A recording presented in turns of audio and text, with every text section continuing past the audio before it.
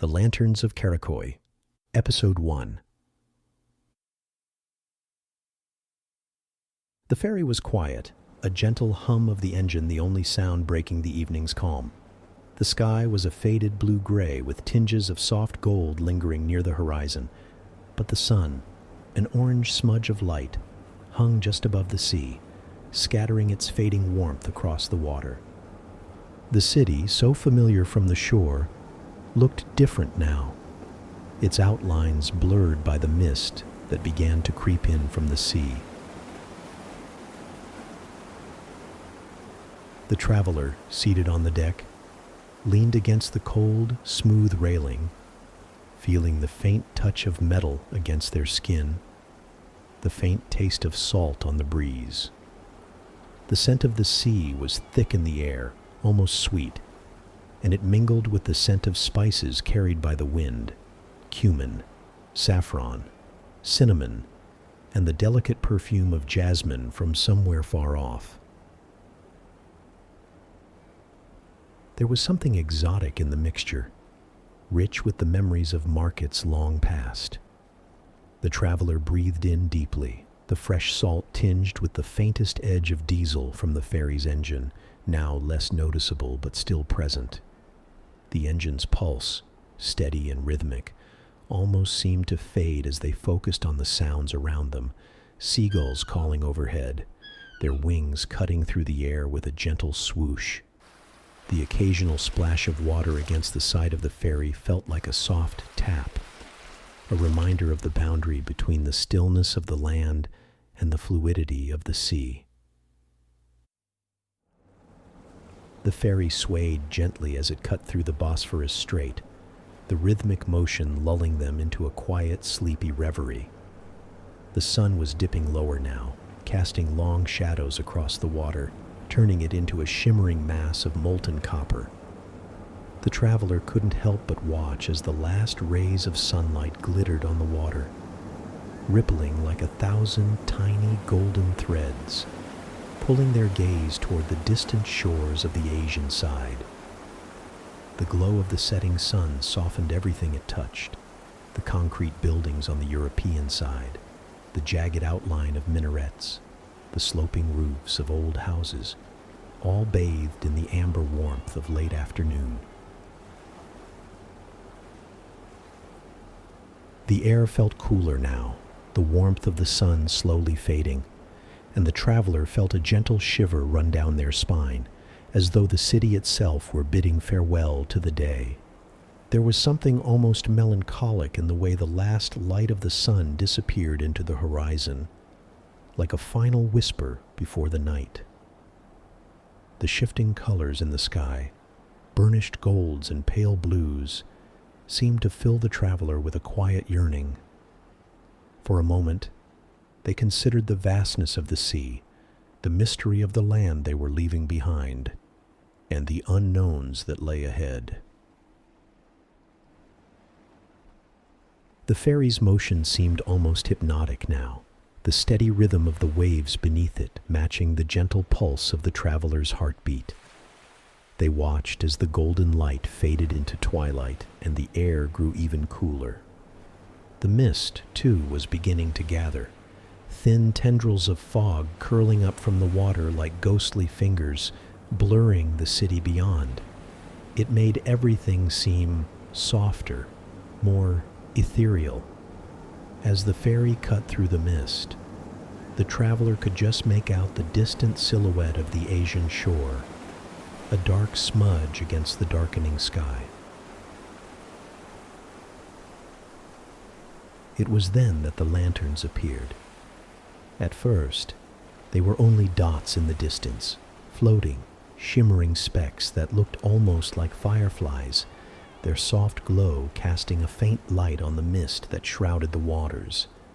But as the boat moved closer to the Asian shore, they began to take shape. Paper lanterns, their delicate rounded bodies swaying in the night breeze. Some were small, almost like children's toys, while others were larger, glowing softly as though they carried the warmth of 100 forgotten stories within them. The light from the lanterns seemed to fill the space around the ferry, spilling across the water, stretching out in long, languid swaths. The soft amber glow illuminated the mist, transforming it into something magical, almost like the entire world had turned into a dream. The traveler could feel the light beckoning, pulling them deeper into the night. The lanterns were strung between wooden posts, draped across both the ferry piers on the European and Asian sides, their strings twinkling in the growing darkness. They seemed to glide in the air as the ferry passed them, caught in the breeze that carried the salty scent of the sea. With each passing lantern, the traveler noticed something else, something faint and otherworldly. The soft chime of a distant bell, barely audible, as if each lantern rang its secret bell, a sound that was just beyond the reach of memory. The sound lingered, a soft murmur that seemed to vibrate in the very air itself, like an echo from another world. The traveler's pulse quickened, though they could not explain why. They felt as though they were being drawn into something greater than themselves, something ancient and timeless. It was a subtle shift, an unease that stirred beneath the peace, like the promise of an adventure just beginning to unfold. The world around them had softened, as though the ferry, the city, and the sea were all part of a dream. The city, once bustling and full of noise, now seemed distant, muffled by the space between Europe and Asia. Here on the water, with the ferry's wake cutting through the quiet sea, everything seemed to slow. The traveler's heartbeat synced with the rhythm of the waves, steady and soft. The air grew cooler as they moved further from the European side, and the scent of the sea deepened, richer now, more familiar. The sea seemed endless, stretching out in all directions, and the sky above was darkening faster than they had realized. The twilight hung heavy in the air, thick with possibility. As the ferry slowed, a fine mist began to rise from the surface of the water, curling up like soft fingers reaching for the boat. The air had turned crisp, and the traveler pulled their jacket tighter around themselves. The lanterns, now closer, seemed to shimmer with new intensity, their soft glow casting a warm light on the mist that surrounded the ferry. The mist seemed to dance in the glow, swirling around the edges of the boat, and for a moment it felt as though the world was holding its breath, waiting for something to unfold. The ferry's bell rang once, its sound hollow and deep, reverberating through the mist, the water, and the air itself. A soft shiver ran down the traveler's spine, the bell's tone wrapping itself around their senses. The light from the lanterns below flickered, casting momentary shadows across the water, stretching the quiet landscape in strange directions. It was as though the water itself was reflecting the light, forming shapes, hints of images just out of reach, familiar yet unsettling in their unfamiliarity. The traveler felt something stir in the quiet, a connection to this place, an understanding that these lanterns, glowing softly in the growing dusk, were not merely decorative. They were guides, keeping the darkness at bay. The traveler gazed at them for a long time, feeling an odd sense of peace wash over them, as though the lanterns held more than just light. Each flicker seemed to tell a story, each soft glow an invitation to look deeper, to follow. The traveler's eyes traced the lantern's delicate curves, watching as their soft light reflected on the water, creating ripples of gold and amber that expanded outwards. It was then that the stillness of the moment deepened, and for the first time, the traveler felt as though they were suspended between two worlds, one fading, the other emerging. The ferry's engine grew softer as they neared the Asian shore, and the faint murmur of the city reached their ears, the distant clink of metal, the murmur of voices. The fog, which had swallowed the water, was now thinning, revealing the silhouette of the Karaköy district on the horizon. The lights on the shore flickered, reflecting off the water. But it was the lanterns that held the travelers' attention. They seemed to grow larger, their light more intense, casting a soft glow over everything they touched. The ferry's motion slowed, the engine now a distant whisper, and the traveler rose from the deck, their legs a little stiff from the long journey. The mist was beginning to clear, and the warmth of the air on the Asian side was noticeable. A soft warmth that seemed to pulse with the rhythm of the city. The cobblestone streets of Karaköy were now visible, their ancient stones glistening beneath the amber glow of the lanterns. The travelers' feet touched the dock with a soft thud, and they stood for a moment, taking in the scene before them, the lanterns swaying in the breeze, their soft light casting shadows on the walls of the buildings, the distant sounds of the city calling them forward. For a brief moment, the traveler felt as though they had crossed not just a physical boundary, but a boundary between worlds, from the known to the unknown, from one reality into another. The air smelled richer here, sweet with the fragrance of jasmine and spices, tinged with something older, something more secret. The traveler's heart quickened as they took their first step onto the cobblestones, the cool, rough surface grounding them as they looked up at the lanterns overhead. They seemed to glow brighter now, the light spilling across the dock and into the streets, guiding the traveler forward into the unknown.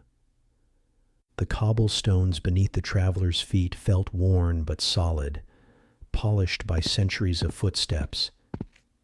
Each step seemed to echo gently in the quiet evening air, a soft percussion accompanying the distant murmurs of the city. The traveler paused, glancing back at the ferry as it pulled away from the dock, its silhouette growing smaller against the darkening horizon. The European shore was now just a collection of twinkling lights, like scattered stars fallen to earth, partially obscured by the thickening mist that rolled across the water. Turning back to face Karaköy, the traveler noticed how the lanterns seemed to form a pathway leading away from the dock and into the maze of narrow streets. The lanterns here were different from those at the pier. Older, their paper more weathered, painted with symbols that the traveler couldn't quite decipher.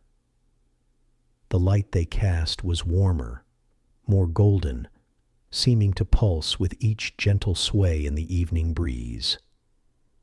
The traveler followed this illuminated path, drawn forward by curiosity and something they couldn't name, a feeling like recognition, though they had never been here before.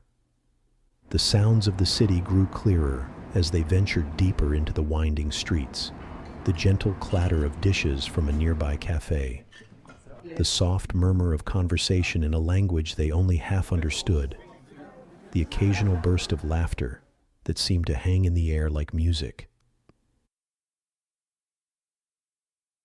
The buildings on either side of the narrow street rose up, their facades a patchwork of old and new ancient stone foundations supporting newer structures, modern windows set into crumbling walls. Time seemed to layer upon itself here, centuries compressed into a single moment. Balconies jutted out overhead, some adorned with potted plants whose leaves rustled in the breeze, others draped with drying laundry that fluttered like flags in the gentle wind. The scent of the sea gradually mingled with other aromas, The rich, inviting smell of roasting coffee beans, the spicy warmth of grilled meats, and the sweet perfume of cardamom and rosewater. The traveler's stomach gave a gentle rumble, a reminder that they hadn't eaten since boarding the ferry. The thought of food pulled them forward, through a small square where several paths converged. In the center of the square stood an ancient fountain, its stone basin worn smooth by time and water. Though no water flowed from it now, lanterns had been placed around its circumference, their light reflecting off the polished stone. The traveler paused, noticing how the shadows seemed to move across the fountain's surface, creating patterns that almost resembled words or symbols, though they shifted too quickly to be read. A soft sound caught the traveler's attention, the gentle plucking of a stringed instrument, perhaps a saz or awud, coming from somewhere nearby.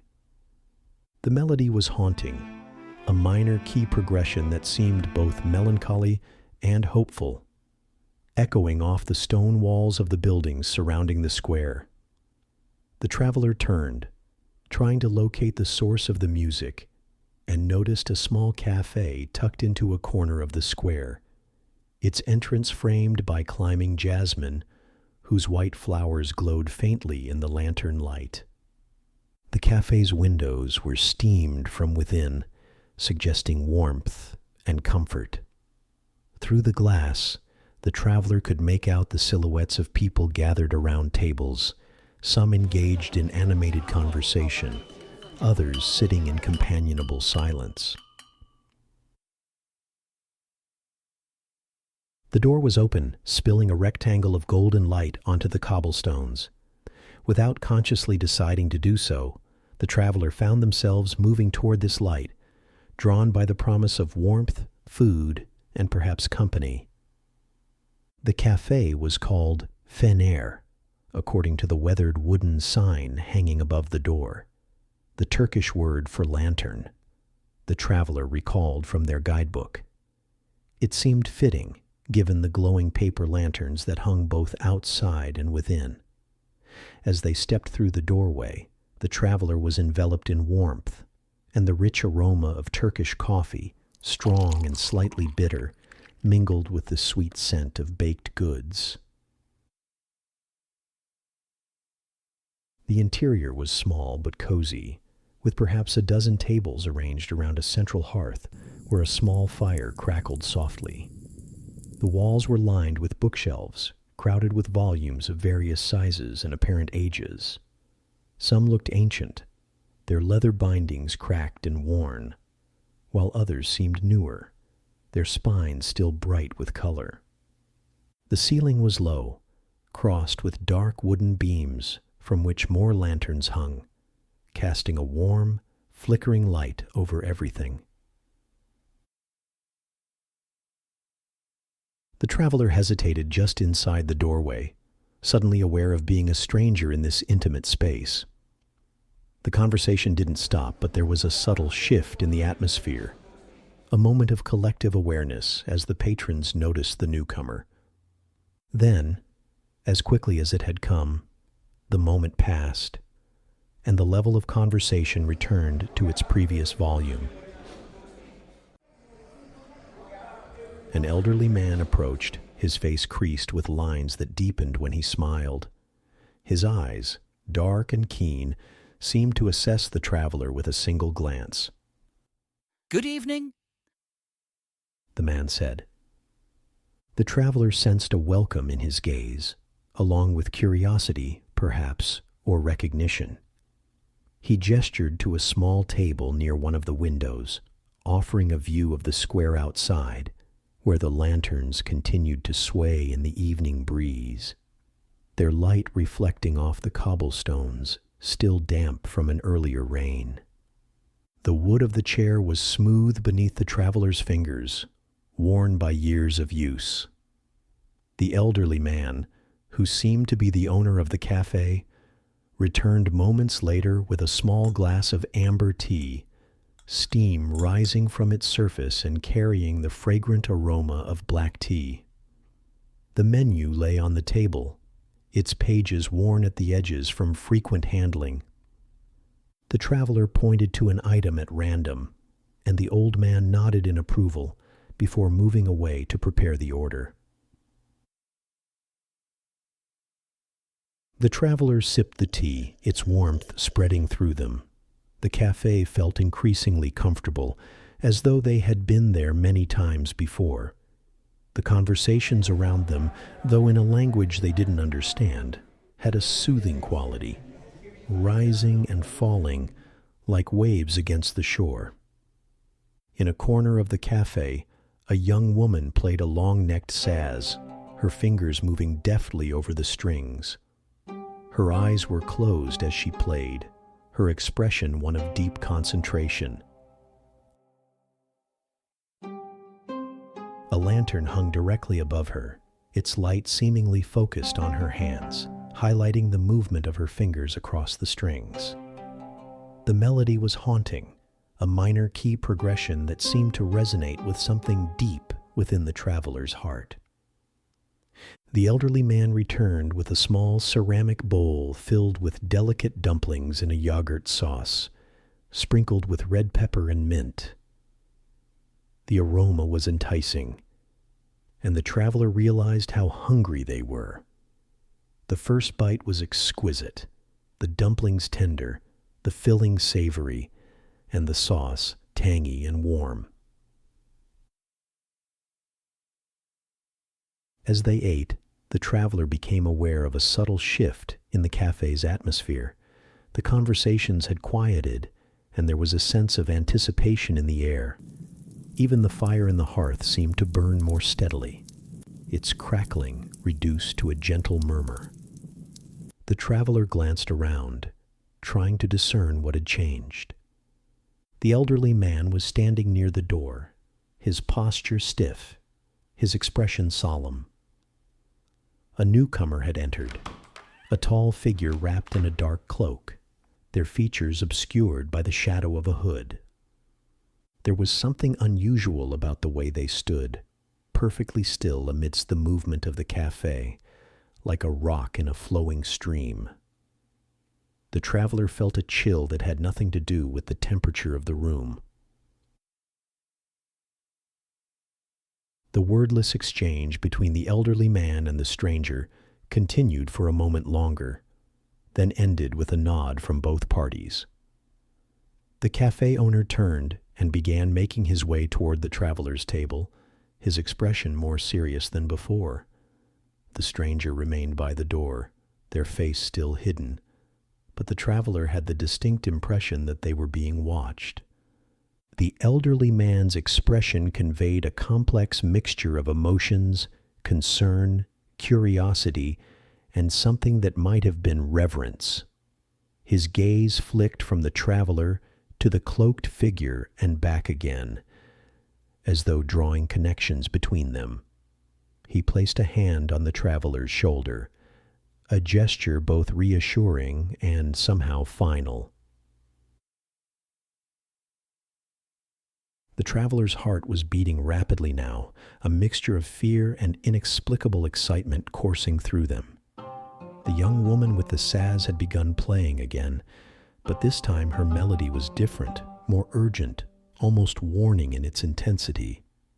The traveler glanced at her and found her watching them, her eyes expressing what might have been concern.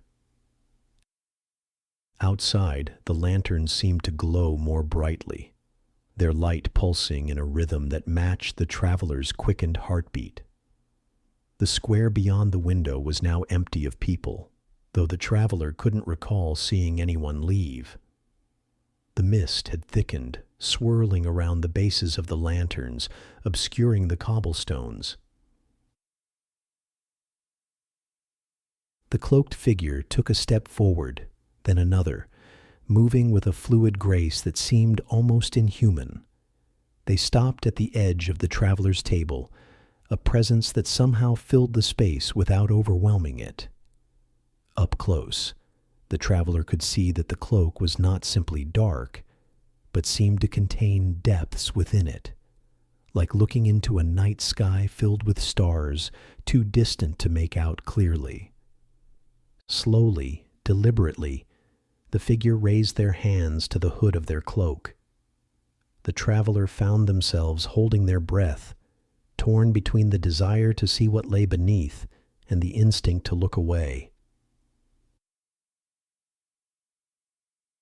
The hood fell back, revealing not a face but a swirling mass of golden light, constantly shifting, forming patterns that almost resembled features before dissolving again into formlessness.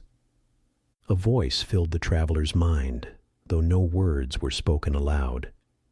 It was neither male nor female, neither young nor old, but seemed to contain elements of all these things. The voice spoke of the Lanterns of Karakoy, describing them not as mere lights to guide the way in darkness, but as markers of a path between worlds. Those who could see them as the traveler did were rare. Those who followed them were rarer still. The traveler glanced out of the window at the lanterns, which now seemed to be moving, though the breeze had stilled. They were turning, all of them, to face the same direction, away from the square, toward a narrow street that led deeper into Karaköy. The voice in their mind continued, explaining that what the traveler would find by following the lanterns depended entirely on what they were seeking. The lanterns revealed different paths to different travelers, but once begun, the journey could not be abandoned. The way forward was the only way. A chill ran through the traveler, not of fear, but of recognition. Hadn't they always felt somehow that they were meant to be somewhere else, doing something else? That the life they had been living was somehow incomplete, a prelude to something yet to come. The voice offered a choice: follow the lanterns to wherever they might lead, or remain in the ordinary world, seeing only what countless others had seen before. There was no shame in the latter choice. Most made it. The traveler looked around the cafe. The other patrons continued their silent observation, seemingly aware of the extraordinary exchange taking place. Only the elderly man and the young musician appeared truly concerned, watching from their respective positions with expressions of quiet anticipation. Outside, the lanterns continued to turn, their light now forming a distinct path, a ribbon of gold stretching away into the mist-shrouded darkness. The voice offered one final piece of information. The traveler had until the last lantern of the night was extinguished to decide. When dawn broke, the path would close until the next nightfall. The traveler nodded, feeling the weight of the choice before them. They had come to Istanbul seeking something, an adventure perhaps, or simply a break from routine. But this was beyond anything they could have imagined. The figure in the cloak turned and moved toward the door, its form seeming to absorb the light around it. Before stepping outside, it paused and looked back. One final thought entered the traveler's mind. Should they choose to follow, they should bring nothing except what they could carry in their hands and heart. Where the lanterns led, material possessions were of little use. And then the figure was gone, slipping out into the night, like a shadow merging with darkness. The door of the cafe closed with a soft click that seemed to echo in the sudden quiet. The traveler sat motionless, their tea growing cold, their food forgotten. Outside, the lanterns waited, their golden light a silent invitation. Through the window, beyond the illuminated path, the traveler could just make out a glimpse of something that shouldn't have been there, not the continuation of Karakoy's familiar streets, but what appeared to be a vast garden, its foliage shimmering with a light of its own, vibrant and otherworldly even through the thickening mist. As they watched, a single figure appeared at the far end of the lantern-lit path, too distant to make out clearly, yet somehow familiar. The figure raised a hand, beckoning, then turned and disappeared into the impossible garden. The travelers stood abruptly, their chairs scraping loudly against the floor. Every head in the cafe turned toward them, and all conversation ceased. The only sound was the soft crackle of the fire and the steady tick of a clock somewhere out of sight. The elderly man appeared at their side, his expression both sad and knowing. His eyes asked the question his lips did not form. Had the traveler seen it? The garden beyond the mist? The traveler nodded, unable to form words. The old man's face conveyed everything that needed to be said. The lanterns were calling. The choice was made. The traveler glanced once more through the window. The lanterns pulsed brighter now, no longer just glowing, but burning with a strange urgency, as if willing them forward. The mist outside had thickened, curling like smoke through the streets, yet the garden beyond remained impossibly clear. It shimmered with an otherworldly stillness, a place that couldn't exist in the heart of Istanbul. Yet it did. And somewhere within its shadowed paths, someone was waiting. The figure who had spoken without words, who had known their name without ever having heard it. The traveler's heart pounded. They didn't know why, only that they had been summoned. They reached for their coat with steady hand. The lanterns flared once, like a breath drawn in. Then they stepped into the night. Stay tuned for the second episode of The Lanterns of Karakoy. Sweet dreams. Good night.